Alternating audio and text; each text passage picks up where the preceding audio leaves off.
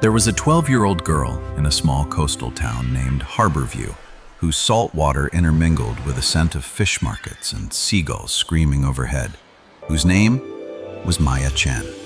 And most of her days, she was in the antique shop her grandmother owned, called Lin's Treasures, an enchanted place with dusty mirrors to look back upon, old music boxes to play the long-lost tunes, paintings to stare at her as she passed, and whose parents had died in a car crash when she was 6 and left her only colorless photos and a warm embrace.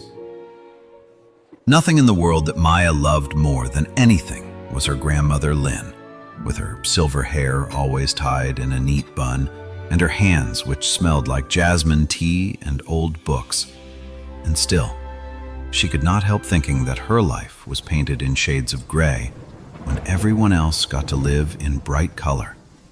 And this was literally the case because her visual acuity was an issue which she was known by the term achromatopsia and could only see the world in black and white and gray.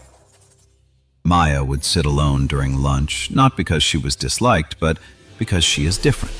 The mute girl who cannot see colors and lives in an antique shop rather than an ordinary house. And at times, she would cry in the bathroom without any sound, wondering what had the universe taken away. First her parents, then even the mere pleasure of seeing a red rose or a blue sky. On late October, when it was raining, one rainy Tuesday afternoon, and the shop was not the busiest it had been all season, and the gray clouds smashed thickly against the window like they were trying to get in, and when the grandmother, Lin, was up the stairs taking her afternoon nap, and Maya was working on reorganizing the back storage space, a cramped area which smelled like mothballs and dead magazines, and the decision occurred to put the tall cardboard box in the corner and forget about it, when Maya knocked it over and caused its contents to fall in a continual K of the various objects. Maya, in picking one, realized that there was something unusual about it.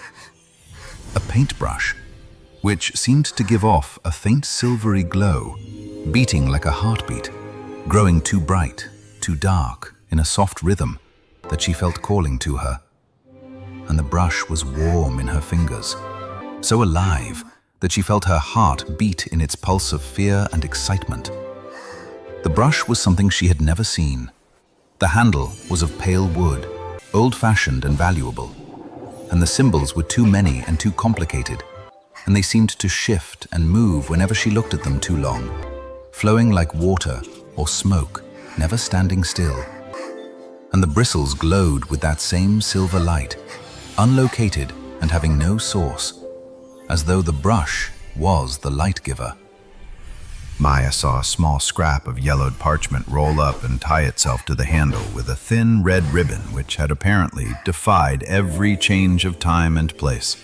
And with trembling fingers she rolled it up and untied the ribbon carefully, and the parchment, covered with beautiful handwriting, which was no longer than the gulf between the eyes and the heart, said, "To the artist who sees with his heart and not with his eyes, this brush has the power to paint all things, to bring dreams into the waking world, to make that which never was, and make it." The hands shook so that Maya 3 times read the words. With every reading, her heart rose a notch higher. She thought it must be some sort of an elaborate deception, or perhaps only a mere melodramatic word of some former occupant who enjoyed playing with words. But the brush was throbbing with the same warm light in her palm, and she felt something inside her chest reacting to it, as though it were 2 magnets meeting each other when at a long distance, as though she was home again after traveling a long distance. She walked slowly forward to the front of the shop where her grandmother stored art materials to be used by any customer wishing to restore old pictures.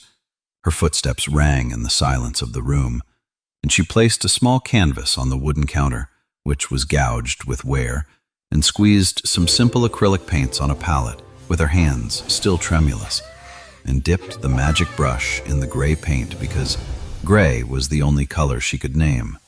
the color which had been the key to her whole visual experience since earliest memory. It was an inhalation that seemed to fill every part of her body, and she started to paint a plain flower, just a daisy like the ones growing wild along the harbor, nothing fancy or complicated. 5 petals and a center, the sort of flower a child could draw. But the instant the brush met the canvas, everything was to change, and she was never to be the same again. She thought she heard a kind of surge of energy flowing somewhere deep within her chest, and she could feel it running down her arm like warm honey or liquid light, and running in her hand and onto the canvas. And all the paint began to move and swirl and form petals far more elaborate and real than any painting Maya had ever made, with its tiny veins and little shadows. And this time, there was something impossible. Something that made Maya gasp and step back, knocking over her stool. The flower started to rise out of the canvas, the way a baby is born, and became solid and real. She had a perfect daisy on the counter in a few seconds, no longer a painting, but a real flower, with a green stem, slightly damp, white petals, soft to touch, and a yellow center that smelled sweet and fresh. And Maya sat there a whole full minute, her mind feverishly racing through every possible possibility, whether she had fallen asleep in the storage room and was dreaming the most fantastic dream of her life. But when she pinched herself hard enough to leave a red mark on her arm, the flower was still where it was, as real as the counter she sat on. As Maya again took the brush, the scientific curiosity conquering the shock, and this time she painted in a tiny orange and carefully made the pock holes of the peel and the small star-shaped puncture at the top where it had been attached to the tree. And she stood and watched with the amazement that was shaking her mind as that orange appeared again out of the canvas and rolled onto the counter with a soft thump. And when she picked it up, it was heavy and cool, and when she dug her thumbnail into the peel, citrus oozed, and the smell filled the shop. And when she peeled, the possibilities in the mind of Maya were bursting as fireworks on the 4th of July, and the thoughts crowded together, so many, that she could hardly believe everything. How she could paint the money and never go out and pay bills again. How she could paint a house bigger than the tiny one they were living in. And how she could paint a car that actually ran, and she would not have to take the bus everywhere anymore. New clothes, nice food, everything she needed or wanted to do. All the ways of how this brush could make her life and her grandmother's life better. Something in the warning in the parchment made her hesitate, made her heart sink, and her breath slow up. And the words about consequence and pure intention ranged like a bell ringing in an empty room, and she felt the brush itself perhaps reading her mind and trying to lead her into the right course. In the following days, Maya sneaked at her brush, waiting until her grandmother was occupied with customers or had gone to sleep in her afternoon naps, and she found out that she could easily make simple objects, something like flowers or fruit or a small instrument. But something more complicated, like a bicycle that works, or a bookshelf full of books, took a lot of focus and concentration. And during it, she felt as though she were draining something out of her body and soul. She observed that living creatures especially were exacting.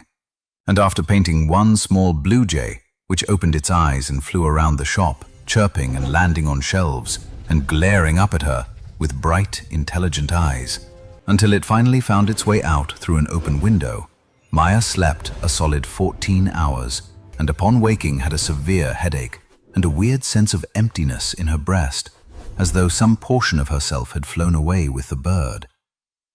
Maya used to store the brush in her bedroom, very carefully wrapped up in an old silk scarf in her desk drawer, and she began to use it very carefully in order to assist about the shop, to paint little repairs on damaged antiques, to paint new decorations on broken pieces of furniture, to paint fresh flowers in the blue and white vase against the window of which her grandmother loved to have a bunch of flowers, but which she could hardly afford to keep in blossom. Grandmother Lynn saw the changes, the always new flowers, the furniture that had been fixed, but she had attributed them to Maya becoming more useful and more creative, and never realized that it had been something magic that had helped to make the changes. Although at times Maya would see her grandmother looking up at her with a curious expression, as though she could have sworn something had changed, but could never figure out whatever it was. The only real friend Maya had was a boy, Marcus Washington, who lived 3 blocks away in a crumbling yellow house with a porch swing. And Marcus was tall and skinny, with glasses falling down his nose, and he loved old movies and fantasy novels, and said it felt like Maya, because where he was, the only black kid in his grade, and sometimes he felt lonely too. One day when her grandmother was out playing mahjong with her friends at the community center, and Maya could not help but ask Marcus to go to the shop on a Saturday afternoon, her heart was racing with the combination of excitement and fear that come with the process of sharing a big secret. And when he got there, she took a deep breath and said, "I need to show you something that is going to sound entirely unbelievable, but I can assure you that it is true." And then she brought in the brush and showed him its power by painting a warm cup of hot chocolate that just appeared. The eyes of Marcus were so big that Maya was convinced it was actually possible that they could actually come out of his head, and all that he did was stand there with his mouth agape, pointing at the cup, and then at Maya, and then at the brush, and stammered and attempted to think of something to say, but could only come up with the fact that this was either the coolest thing that has ever happened to the history of the universe, or he and Marcus were both having the same hallucination, and that they needed to run to the hospital at once. And that, actually, she really hoped it was. They sat all afternoon on the floor of the shop, among objects that Maya had painted into being: a bowl of fresh strawberries, a working flashlight, a small potted plant, a blue scarf that Marcus could not resist touching to make sure it was there, and discussed what Maya should do with the brush. And Marcus suggested more and more ambitious things: painting a mansion, or a sports car, or a personal island. And as they kept on, they got more and more excited. But Maya, somewhere in her gut, knew that the moment had come to consider what Maya should really do with the brush. Then Marcus put a question which changed everything of all. He thrust his glasses over his nose and he asked quietly, "Maya, what about your eyes? Can you paint yourself to be able to see colors?"